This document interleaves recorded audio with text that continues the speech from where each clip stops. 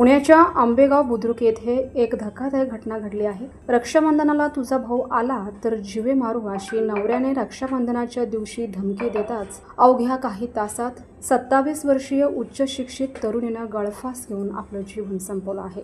या प्रकरणी पुण्यातील भारती विद्यापीठ पोलीस ठाण्यात गुन्हा दाखल करण्यात आला आहे।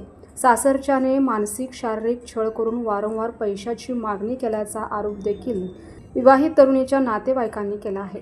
स्नेहा विशाल झेंडगे असं आत्महत्या केलेल्या तरुणीचं नाव आहे। तिचे वडील कैलास मच्छिंद्र सावंत वय 55 राहणार कर्देहळ्ळी जिल्हा सोलापूर यांनी याबाबत फिर्याद दिली आहे।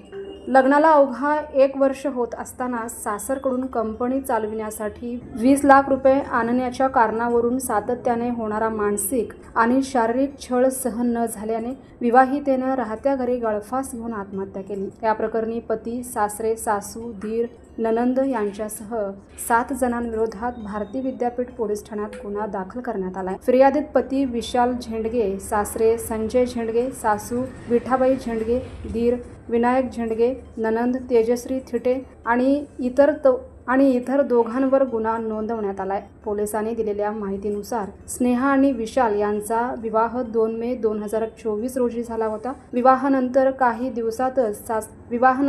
दिवसातच सासरकडील मंडळींनी कंपनी चालविण्यासाठी माहेरून 20 लाख रुपये आणण्याचा तगादा लावण्यास सुरुवात केली। या पैशासाठी स्नेहलला वारंवार शिवीगाळ, मारहाण आणि मानसिक छळ सहन करावा लागत होता। स्नेहाने यापूर्वीही या छळाविरोधात पोलिसात तक्रार दिली होती, मात्र आरोपी संजय झेंडगे यांचा साडू भाऊसाहेब कोल्हाळ याने तिला दमदाटी करून तक्रार मागे घेण्यास भाग पाडले होते। तक्रार मागे घेतल्यानंतरही छळ सुरूच राहिला।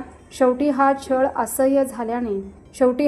असह्य झाल्याने 9 ऑगस्ट रोजी रात्री सुमारे 11 वाजण्याच्या सुमारास स्नेहाने आंबेगाव बुद्रुक येथील राहत्या घरी गळफास घेऊन आत्महत्या केली।